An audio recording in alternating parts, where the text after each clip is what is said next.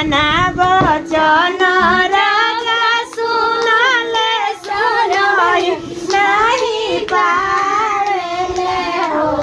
अरे हो भेजी दिहले अपना नौकरावा अपने नहीं आवेले अपने नहीं आवेले हो। ला जा गइलू अपने ही ना कइलो न तो को जते रह। अरे अरे ससुर से अरे ससुर से सेवरु तू अपने में लड़ गइता हो।